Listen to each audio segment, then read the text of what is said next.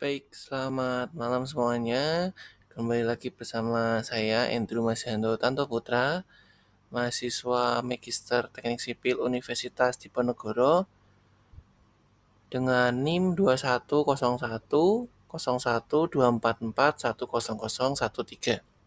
Pada malam hari ini saya akan mempresentasikan untuk keperluan tugas ujian akhir semester mata kuliah pembiayaan infrastruktur dengan judul Public Private Partnership atau PPP in Surabaya, Indonesia, Issues, Challenges, and Strategies. Pada malam ini akan membahas 9 hal, dimulai dengan latar belakang, deskripsi studi kasus, alur BOT proyek, tantangan dan implementasinya, skema pembiayaan yang digunakan, strategi kunci keberhasilan. Yang ketujuh ada keputusan strategi dari pemerintah. Di ke-8 ada kesimpulan dan ditutup dengan yang ke-9 yaitu penutup. Dimulai dengan latar belakang disebutkan bahwa kebutuhan akan infrastruktur publik di Indonesia ini khususnya di kota-kota besar seperti Surabaya semakin meningkat seiring dengan pertumbuhan penduduk dan urbanisasi. Di sisi lain, terdapat keterbatasan anggaran pemerintah menjadi hambatan utama dalam memenuhi tuntutan pembangunan ini. Oleh karena itu, pendekatan PPP sering sekali dipilih sebagai solusi yang strategis yang tidak hanya meringankan beban fiskal pemerintah, tetapi juga memungkinkan transfer keahlian dan efisiensi dari sektor swasta. Proyek SPAM unggulan ini merupakan salah satu proyek utama yang dirancang untuk memasok air bersih secara berkelanjutan bagi masyarakat di 5 wilayah, yaitu di Kabupaten Pasuruan, Kota Pasuruan, Kabupaten Gresik, Kabupaten Sidoarjo, dan Kota Surabaya. Deskripsi studi kasus pada pembahasan kali ini yaitu menggunakan proyek sistem penyediaan air minum atau SPAM tadi di Umbulan, di mana proyek ini memasok air bersih dengan debit mencapai 4.000 liter per detik secara berkelanjutan bagi masyarakat di 5 wilayah, yaitu Kabupaten Pasuruan, Kota Pasuruan, Kabupaten Gresik, Kabupaten Sidoarjo, dan Kota Surabaya.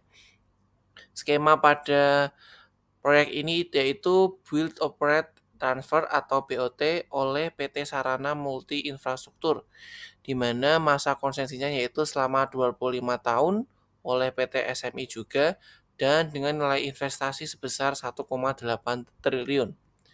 Kemudian untuk alur BOT-nya sendiri yaitu di mana dari pihak swasta nantinya akan membangun, kemudian juga akan dioperasikan selama 25 tahun atau masa konsesi tadi, kemudian baru diserahkan kepada pemerintah setempat.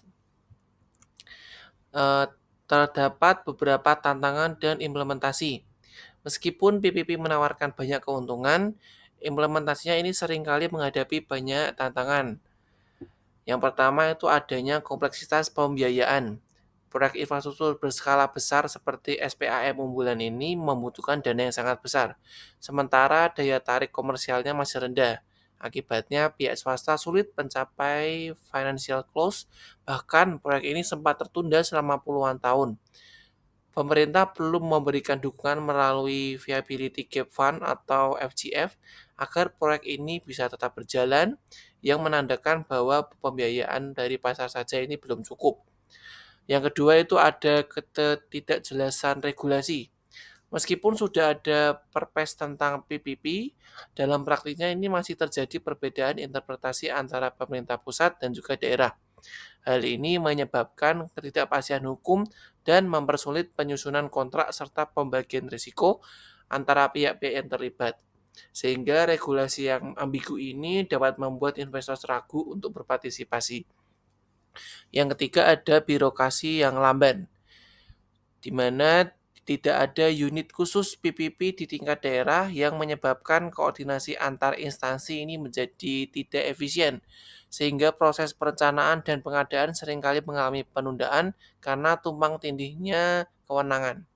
Hal ini membuat tender proyek harus diulang berkali-kali karena dokumen dan persetujuan tidak sinkron. Kemudian tantangan yang keempat ini ada manajemen stakeholder yang lemah, di mana keterlibatan pemangku kepentingan yang masih minim, terutama dari masyarakat yang terdampak langsung oleh proyek. Perbedaan tujuan antara pemerintah, investor, dan publik dapat menimbulkan konflik. Kurangnya komunikasi dan transparansi juga dapat menyebabkan resistensi dan mengancam kelangsungan proyek.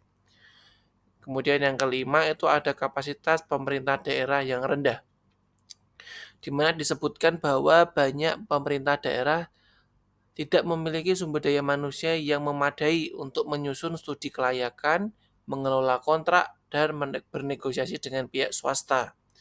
Keterbatasan kapasitas ini mengakibatkan proyek diajukan tanpa adanya perancangan yang matang, sehingga gagal menarik minat investor. Yang keenam, ketidakstabilan sosial dan politik, di mana perubahan kepemimpinan dan dinamika politik lokal ini dapat mengubah arah dari proyek. Proyek yang sudah disepakati bisa saja dibatalkan oleh pemerintahan yang baru karena tekanan politik atau pertimbangan lain. Ketidakpastian ini menambah resiko bagi investor dalam jangka panjang. Kemudian yang ketujuh, ini adalah masalah pembebasan lahan, di mana pengadaan tanah ini masih menjadi hambatan yang serius, terutama di kawasan perkotaan seperti Surabaya. Prosesnya ini seringkali berlarut-larut karena sengketa kepemilikan, harga tanah yang tinggi, dan kurangnya sosialisasi. Hal ini membuat proyek rawan tertunda atau bahkan bisa batal. Yang kedelapan, rendahnya kualitas perencanaan, di mana banyak proyek PPP ini diusulkan tanpa adanya analisis yang matang baik secara teknis finansial maupun sosial. Misalnya, proyek transportasi yang gagal karena tarif terlalu tinggi dan nggak sesuai dengan daya beli masyarakat. Perencanaan yang buruk juga membuat proyek tidak berkelanjutan dalam jangka panjang. Kemudian yang terakhir ini ada ketidakseimbangan pembagian risiko, di mana dalam banyak kasus ini risiko proyek tidak dibagi secara adil antara pemerintah dan swasta. Pemerintah sering menanggung risiko politik, pembebasan lahan, dan regulasi, sementara swasta enggan menanggung risiko permintaan. Ketimpangan ini dapat mengurangi minat investor dan meningkatkan biaya proyek. Kemudian masuk ke bagian skema pembiayaan yang digunakan. Disebutkan bahwa dalam proyek ini berbagai skema pembiayaan digunakan untuk memastikan kelayakan proyek.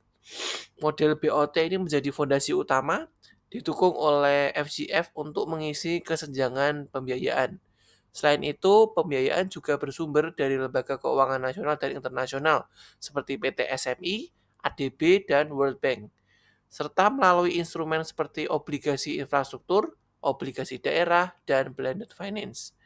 Mekanisme lain seperti availability payment, user free, hingga asuransi proyek dari lembaga seperti PII dan MIGA turut memperkuat struktur keuangan proyek.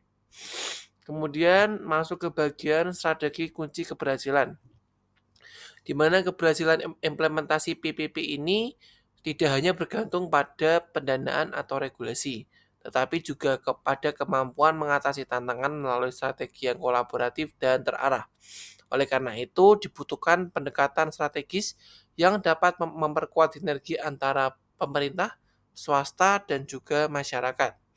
Yaitu strategi yang pertama adanya kolaborasi yang adil dan terstruktur, yang kedua pembagian risiko yang seimbang, yang ketiga kepastian hukum dan reformasi regulasi, yang keempat peningkatan kapasitas teknis daerah, yang kelima ada perlibatan publik dan stakeholder aktif, yang keenam dukungan fiskal pemerintah pusat.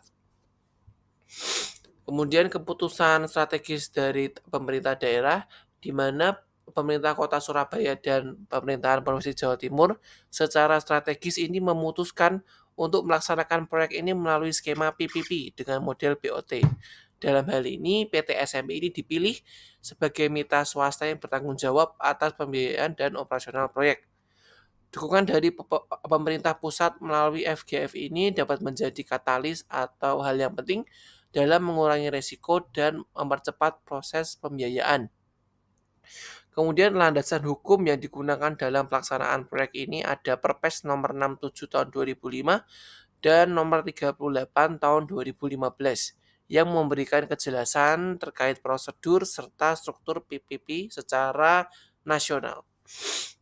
Kemudian untuk kesimpulannya, proyek SPM ini menjadi contoh sukses bagaimana PPP dapat diterapkan dalam pembangunan infrastruktur dasar meski menghadapi berbagai tantangan, baik teknis, hukum, dan juga sosial. Kombinasi antara perencanaan yang matang, dukungan fiskal, dan kolaborasi multisektor memungkinkan proyek ini itu dapat berjalan secara berkelanjutan. Kemudian keberhasilan ini dapat membuka peluang bagi proyek-proyek serupa di masa depan, sekaligus menegaskan pentingnya peran pemerintah sebagai fasilitator dalam pembangunan infrastruktur melalui kemitraan yang adil dan transparan dengan sektor swasta. Kata terakhir dari saya yaitu kolaborasi publik swasta bukan hanya solusi fiskal, tapi strategi pembangunan yang berkelanjutan. Saya Indra Masyano Tanto Putra, terima kasih atas kesempatannya pada malam hari ini dan selamat malam.